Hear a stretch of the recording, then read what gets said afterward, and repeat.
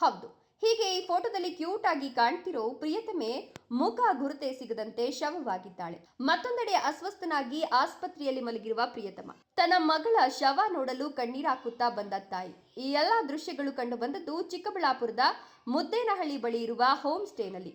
ಇಷ್ಟಕ್ಕೂ ಸುರಭಿ ಚಿಕ್ಕಬಳ್ಳಾಪುರ ಮೂಲದ ನಂದಿ ಗ್ರಾಮದ ಬಳಿ ಇರುವ ಸುಲ್ತಾನಪೇಟೆ ಗ್ರಾಮದವಳು. ಸಂಜಿತ್ ಅಲಿ ಕೇರಳ ಮೂಲದ ಕೊಯ್ಕಾಡ್ನವನು. ಸುರಭಿ ಬೆಂಗಳೂರಿನ ತನ್ನ ಅಮ್ಮನ ಮನೆಯಲ್ಲಿ ಉಳಿದುಕೊಂಡು ಫಿಸಿಯೋಥೆರಪಿ ಸೆಂಟರ್ ಒಂದರಲ್ಲಿ ಟ್ರೈನಿಂಗ್ಗೆ ಹೋಗ್ತಿದ್ದಾಗ ಕ್ಯಾಬ್ ಡ್ರೈವರ್ ಆಗಿದ್ದ ಸಂಜಿತ್ ಅಲಿ ಸುರಭಿಗೆ ಪರಿಚಯವಾಗಿದ್ದ. ಟ್ರೈನಿಂಗ್ ಸೆಂಟರ್ಗೆ ಡ್ರಾಪ್ ಪಿಕಪ್ ಮಾಡ್ತಿದ್ದ. ಇಬ್ಬರ ಪರಿಚಯವಾಗಿ ಸ್ನೇಹ ಪ್ರೀತಿಯಾಗಿ ಕನ್ವರ್ಟ್ ಆಗಿತ್ತು. ಇಬ್ಬರು ಸಲುಗೆಯಿಂದ ಜೊತೆಯಲ್ಲಿ ಸುತ್ತಾಡ್ತಿದ್ದಾರೆ. ಮನೆ ಬಿಟ್ಟು ಎಸ್ಕೇಪ್ ಆಗಿದ್ರು. ಇದೇ ವಿಚಾರಕ್ಕೆ ಮಿಸ್ಸಿಂಗ್ ಕಂಪ್ಲೇಂಟ್ ದಾಖಲಾಗಿತ್ತು. ತದನಂತರ ಸಣ್ಣ ವಿಚಾರಕ್ಕೆ ಇಬ್ಬರ ನಡುವೆ ಜಗಳವಾಗಿ ಸಂಜಿತ್ ಅಲಿ ವಿರುದ್ಧ ಬನಶಂಕರಿ ಪೊಲೀಸ್ ಠಾಣೆಯಲ್ಲಿ ದೂರು ನೀಡಿದ್ಲಂತೆ. ಅಲ್ಲಿಂದ ಲವ್ ಬ್ರೇಕಪ್ ಮಾಡಿಕೊಂಡು ದೂರವಾಗಿದ್ದ ಸುರಭಿಯನ್ನ 6 ತಿಂಗಳ ಬಳಿಕ ಚಿಕ್ಕಬಳ್ಳಾಪುರದ ಹೋಮ್ ಸ್ಟೇಗೆ ಕರೆಸಿಕೊಂಡು ಸಂಜಿತ್ ಅಲಿ ಕೊಲೆ ಮಾಡಿದ್ದಾನೆ ಎನ್ನಲಾಗ್ತಿದೆ. ನಂದಿ ಪೊಲೀಸ್ ಸ್ಟೇಷನ್ ಲಿಮಿಟ್ಸ್ ಅಲ್ಲಿ ಮುದ್ದನಹಳ್ಳಿ ಗ್ರಾಮದಲ್ಲಿ ಒಂದು ಲೇಔಟ್ ಇದೆ. ಆ ಲೇಔಟ್ ಅಲ್ಲಿ ಒಂದು ಹೋಮ್ ಸ್ಟೇ ಅಲ್ಲಿ ಒಂದು ಬಾಡಿ ಸಿಕ್ಕಿತ್ತು. ನಮ್ಗೆ ಈ ತರ ಮಾಹಿತಿ ಬಂದಿತ್ತು ಹೋಮ್ ಸ್ಟೇ ಒಂದು ಕಡೆಯಿಂದ.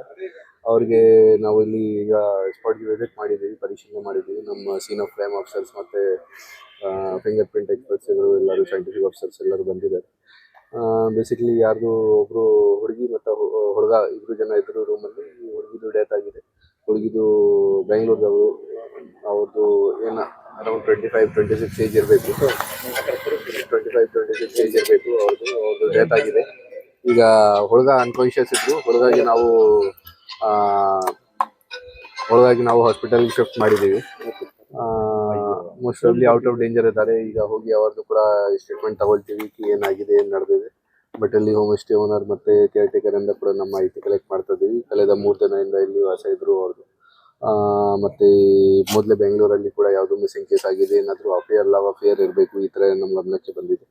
ಸೊ ಅದನ್ನು ನಾವು ಈಗ ಬೇರೆ ಎಲ್ಲ ರೀತಿ ಹೆಂಗಲ್ಲಿ ನೋಡಿಕೊಂಡು ಫ್ಯಾಮಿಲಿದವರು ಕೂಡ ಇನ್ಫಾರ್ಮ್ ಮಾಡಿದ್ದಾರೆ. ಹುಡುಗಿದು ಫ್ಯಾಮಿಲಿದವ್ರಿಗೆ ಅದನ್ನು ಪರಿಶೀಲನೆ ಮಾಡ್ತೀವಿ. ಏನು ಕಂಪ್ಲೇಂಟ್ ಕೊಡ್ತಾರೆ ಅದು ಕಂಪ್ಲೇಂಟ್ ತಗೊಳ್ತೀವಿ. ಡೈರಿಯಲ್ಲಿ ಏನೋ ಬರ್ದಿದ್ದಾರೆ ಅಂತ? ಹೌದು, ಡೈರಿಯಲ್ಲಿ ನಮಗೆ 2 ಜಾಗ ಸಿಕ್ಕಿದೆ. ಬಹುಶಃ 2 ಜನದು ಇರಬೇಕು, ಅಥವಾ ಅದು ಚೆಕ್ ಮಾಡಿ ಆದ್ಮೇಲೆ ಗೊತ್ತಾಗುತ್ತೆ ಯಾರು ಬರ್ದಿದ್ದಾರೆ ಅದನ್ನು. ಬಟ್ ಏನಾದರೂ ಬರೆದು ಅವರು ಇಟ್ಟಿದ್ದಾರೆ ಅಲ್ಲಿ, ಅದು ನಿಜ. ಅದು ನೋಡಿ ಕ್ಲಿಯರ್ ಆಗಿ ಇಲ್ಲ. ಈ ತರ ಎಕ್ಸಾಕ್ಟ್ ಈ ತರ ಬರ್ದಿಲ್ಲ ಏನಾಗಿದೆ ಅಥವಾ ಯಾವ ಕಾರಣಕ್ಕೆ ಏನಾಗಿದೆ ಈ ತರ ಬರ್ದಿಲ್ಲ. It is kind of vague. ಅದು ನಮಗೆ ಈಗ ಶೇರ್ ಕೂಡ ಮಾಡೋಕ್ಕೆ ಆಗಲ್ಲ. ಫಸ್ಟ್ ಎಲ್ಲರ ಜೊತೆ ನಾವು ಫ್ಯಾಮಿಲಿ ಮೆಂಬರ್ಸ್ಗೆ ಕೂಡ ತೋರಿಸ್ತೀವಿ. ಮತ್ತು ನಾವು ನಮ್ಮ ಡಾಕ್ಯುಮೆಂಟ್ಸ್ ಹೇಗೆ ಚೆಕ್ ಮಾಡಬೇಕು ಅದೆಲ್ಲ ಚೆಕ್ ಮಾಡ್ಕೊಂಡು ಆಫೀಸಲ್ಲಿಂದ ಆಮೇಲೆ ಡಿಸೈಡ್ ಮಾಡ್ತೀವಿ ಅದು ನಿಜಾನ ಇದೆ, ಸುಳ್ಳಿದೆ, ಅಥವಾ ಪ್ಲಾಂಟೆಡ್ ಇದೆ, ಏನಿದೆ ಅದು ನಮಗೆ ಇನ್ವೆಸ್ಟಿಗೇಷನ್ ಪಾರ್ಟ್ ಇದೆ. ಈಗ ಅಲ್ಲಿ ಒಳಗಡೆ ಫ್ಯಾನಲ್ಲಿ ಕೂಡ ಒಂದು ನೇಣು ಹಾಕಿದ್ದಾರೆ. ಬಟ್ ನಮ್ಮ ಪ್ರೈಮ್ ಆಫೀಸ್ ನಮ್ಮ ಇನ್ಫಾರ್ಮೇಶನ್ ಪ್ರಕಾರ ಏನಾದರೂ ಏನು ಪಾಯ್ಸನಿಂಗ್ ಇದ್ದ ಅಥವಾ ಯಾವುದು ಕಾರಣಕ್ಕೆ ಡೆತ್ ಆಗಿದೆ. ಹುಡುಗಿದು ಬಾಡಿ ಮೇಲೆ ಹಳೇದು ಮಾರ್ಕ್ಸ್ ಕೂಡ ಇದೆ. ಸುಸೈಡಲ್ ಟೆಂಡೆನ್ಸೀಸ್ ಥರ ಕೂಡ ಕಾಣಿಸ್ತಾ ಇದೆ. ಹುಡುಗ ಕೂಡ ಅನ್ಕಾನ್ಷಿಯಸ್ ಆಗಿ ಸಿಕ್ಕಿದ್ದು. ಸೊ 2 ಥರದ್ದು ಪಾಸಿಬಿಲಿಟಿ ಇದೆ. ಒಂದು, ಈ 2 ಜನ ಸುಸೈಡ್ ಮಾಡೋಕ್ಕೆ ಪ್ರಯತ್ನ ಮಾಡಿದ್ದಾರೆ, ಹುಡುಗಿದು ಡೆತ್ ಆಗಿದೆ, ಹುಡುಗದು ಆಗಿಲ್ಲ. ಇನ್ನೊಂದು ಪಾಸಿಬಿಲಿಟಿ ಇದೆ, ಈ ಹುಡುಗ ಅವ್ರಿಗೆ ಸಾಯಿಸಿದ್ದೀರಾ, ಮತ್ತು ಆಮೇಲೆ ಅವರು ಕೂಡ ಇದು ಎಲ್ಲ ಸೆಟಪ್ ಮಾಡಿ ನಾಟಕ ಮಾಡ್ತಾ ಇದ್ದಾರೆ. ಅದು ನಾವು ಇನ್ವೆಸ್ಟಿಗೇಷನ್ ಮಾಡ್ತಾ ಇದ್ದೀವಿ. ಇನ್ವೆಸ್ಟಿಗೇಷನಲ್ಲಿ ಕ್ಲಿಯರ್ ಆಗಿ ಗೊತ್ತಾಗುತ್ತೆ ನಮಗೆ. ಆಲ್ರೆಡಿ ನಮ್ಮ ಹತ್ರ ಇದ್ದಾರೆ, ಅವ್ರ ಹಾಸ್ಪಿಟಲಲ್ಲಿ ಟ್ರೀಟ್ಮೆಂಟ್ ಮಾಡ್ತಾ ಇದ್ದೀವಿ. ಅವ್ರದ್ದು ಸ್ಟೇಟ್ಮೆಂಟ್ ತಗೊಂಡು ಅವ್ರದ್ದು ಎಲ್ಲ ಎಂಗಲಿಂದ ಚೆಕ್ ಮಾಡಿ ಈ ಮ್ಯಾಚ್ ಆಗ್ತದೆ ಇಲ್ಲ, ಆಮೇಲೆ ಮುಂದೆ ಕ್ರಮ ತಗೊಳ್ತೀವಿ.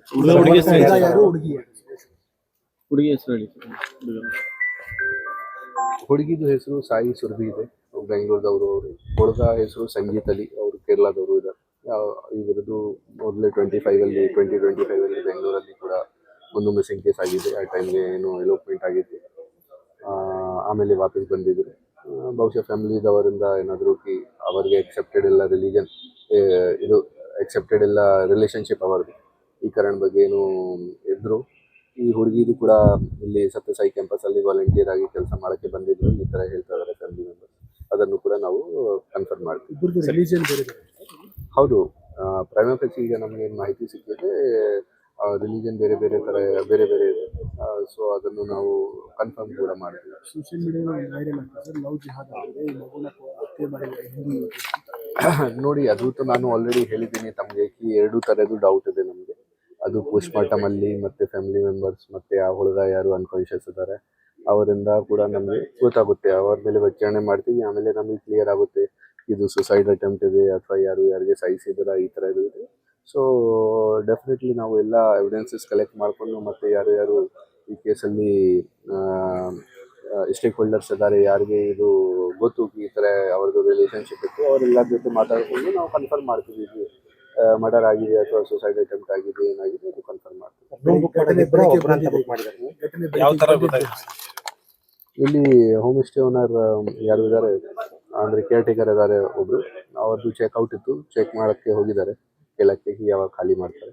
ಅಲ್ಲಿಂದ ರೆಸ್ಪಾನ್ಸ್ ಸಿಗಲಿಲ್ಲ ಅಥವಾ ಒಳಗಡೆ ಚೆಕ್ ಮಾಡೋಕ್ಕೆ ಹೇಳಿದ್ದಾರೆ. ಆಮೇಲೆ ಅವ್ರಿಗೆ ಗೊತ್ತಾಯಿತು ಈ ಇಬ್ಬರು ಜನ ಈ ಥರ ಅನ್ಕಾನ್ಶಿಯಸ್ ಥರ ಸಿಕ್ಕಿದೆ ಅವ್ರಿಗೆ. ಆಮೇಲೆ ಚೆಕ್ ಮಾಡಿ ಗೊತ್ತಾಯಿತು ಅವರಿಗೆ ಹುಡುಗಿದು ಡೆತ್ ಆಗಿದೆ, ಹುಡುಗ ಅನ್ಕಾನ್ಶಿಯಸ್ ಇದೆ.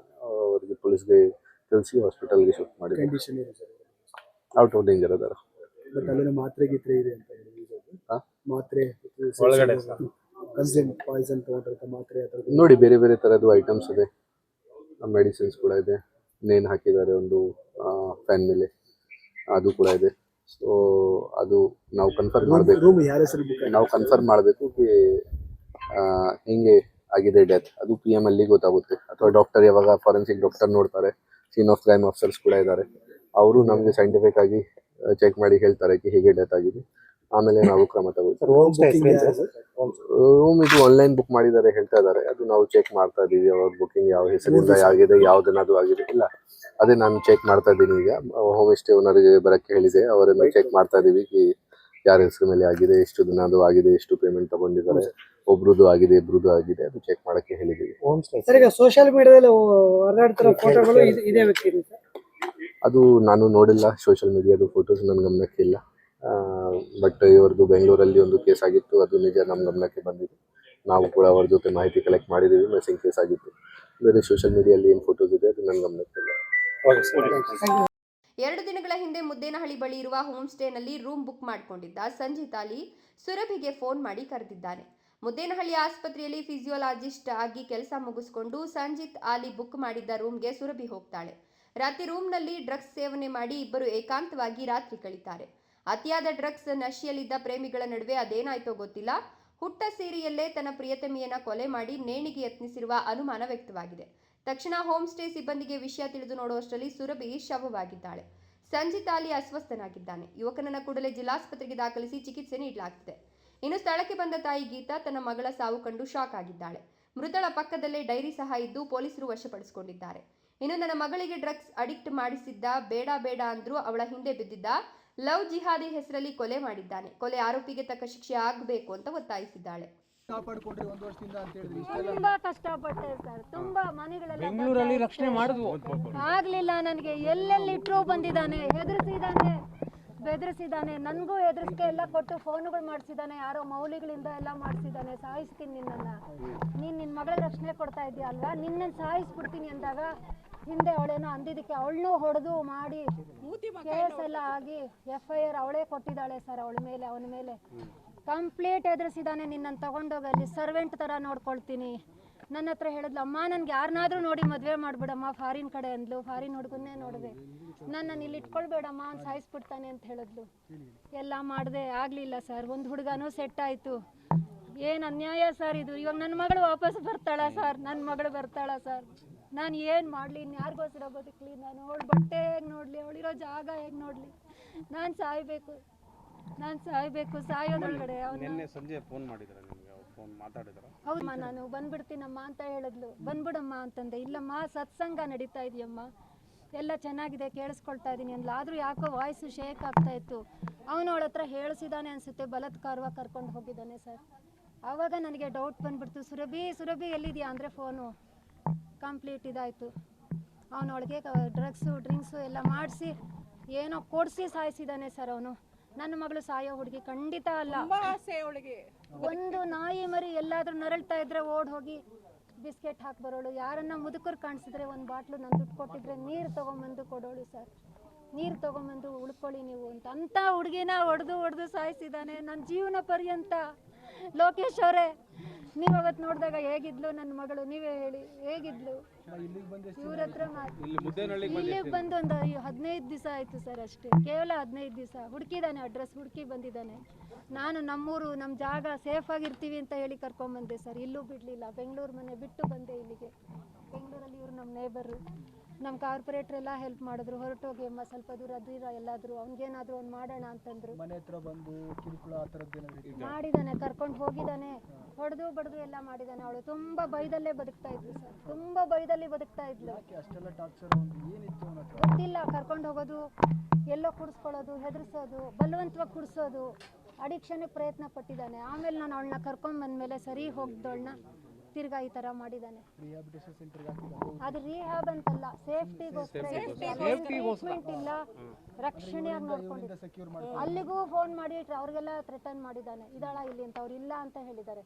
ಅದನ್ನೆಲ್ಲ ಹೇಗೋ ಮಾಡಿ ಅವ್ರದ್ದು ಫೋನ್ ನಾನು ಟ್ರೇಸ್ ಮಾಡಿನೋ ಯಾವ ಥರ ಮಾಡಿದಾನೋ ಗೊತ್ತಿಲ್ಲ ಸರ್. ಒಂದು ದೊಡ್ಡ ಜಾಲ ಸರ್. ನನಗೆ ಎಲ್ಲೆಲ್ಲಿಂದನೋ ಮೌಲಿಗಳಿಂದ ಎಲ್ಲ ಫೋನು ಹೆದರ್ಸೋದು. ನನಗೆ ನಿಮ್ಮನ್ನು ಮುಗಿಸ್ತೀವಿ, ಅಷ್ಟು ನಿಮ್ಮನ್ನು ಮುಗಿಸ್ತೀವಿ, ಆಮೇಲೆ ಅವಳನ್ನ ತಗೊಳ್ತೀವಿ ನಮ್ಮ ವಶಕ್ಕೆ. ಯಾವಾಗ ಆಗಿದ್ದು ತಾಯಿ ಕಾಲ್?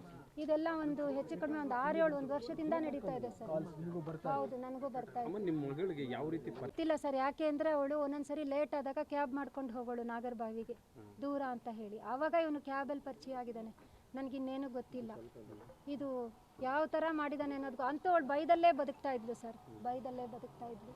ಎಷ್ಟೋ ಸಮಯ ನಂಗೆ ಹೇಳಿದ್ದಾಳೆ, ಬೆಂಗಳೂರು ಹುಡುಗರು ಯಾರೂ ಬೇಡಮ್ಮ, ನನ್ನನ್ನು ಬಿಡಲ್ಲ ಇವನು, ನನ್ನನ್ನು ದೂರ ಎಲ್ಲಾದರೂ ಫಾರಿನ್ ಕಡೆ ಕೊಟ್ಬಿಡು. ಅದಕ್ಕೋಸ್ಕರನೇ ನೋಡಿದೆ ಸರ್, ಎಲ್ಲ ಮೆಟ್ರಿಮೋನಿಯಲ್ಲೆಲ್ಲ ಬುಕ್ ಮಾಡಿಸ್ತೀವಿ. ತುಂಬ ಸುಂದರವಾದ ಹುಡುಗಿ, ಎಲ್ಲ ಆ ಕಡೆಯಿಂದ ಫೋನುಗಳು ನಾವು ಮಾಡ್ಕೊಳ್ತೀವಿ. ಹೆದರ್ಸೋದು, ನಿನ್ನನ್ನು ಮುಗಿಸ್ತೀನಿ, ಆಮೇಲೆ ನಿಮ್ಮ ಅಮ್ಮನ ಮುಗಿಸ್ತೀನಿ, ನೀನು ನನ್ನ ಜೊತೆಯಲ್ಲಿ ಇರಬೇಕು, ನನ್ನವಳು ಆಗ್ಬೇಕು, ನೀನು ಮದುವೆ ಮಾಡ್ಕೊಂಡು ನನ್ನ ಮದುವೆ ಮಾಡ್ಕೊಳ್ಳಲ್ಲ ಅಂದಿದ್ದಕ್ಕೆ ಲಾಸ್ಟ್ ಟೈಮ್ ಗಲಾಟೆ ಮಾಡಿ ಹೊಡೆದು ಬಡ್ದು ಕರ್ಕೊಂಡೇ ಹೊಟ್ಟೋಗಿದ್ದ. ಉಪಾಯ ಮಾಡಿ ಕರ್ಕೊಂಬಂದ್ವಿ. ಮಗಳು ಪರಿಚಯ ಆಗ ಗೊತ್ತಿಲ್ಲ ಸರ್, ನನ್ನನ್ನು ಬಿಟ್ಬಿಡಿ ಸರ್, ಇನ್ನಾಗೋದಿಲ್ಲ. ದಯವಿಟ್ಟು ನನ್ನ ಕೈಯಲ್ಲೇ ಆಗಬೇಕು ಸರ್, ನಾನೇ ಕೊಡಬೇಕು, ಇಲ್ಲಾಂದರೆ ನಾನು ಸತ್ತು ಹೋಗ್ಬಿಡ್ತೀನಿ. ನನ್ನ ಶಾಪ ಅವನಿಗೆ ತೊಟ್ಟದೇ ಇರಲ್ಲ. ನನ್ನ ಬ್ರಾಹ್ಮಣರು, ನನ್ನ ಹೆಣ್ಣುಡುಗಿ ಶಾಪ, ನನ್ನ ಶಾಪ ಅವನಿಗೆ ತೊಟ್ಟೋದಿಲ್ಲ. ನೀವು ಅವಕಾಶ ಕೊಡಿ. ಹಿಂದೆನೂ ಸ್ಟೇಷನಲ್ಲಿ ಹೊಡೆದಿದ್ದೆ ಅವನ್ನ, ಇವಾಗ ನನಗೆ ಅವಕಾಶ ಕೊಡಿ.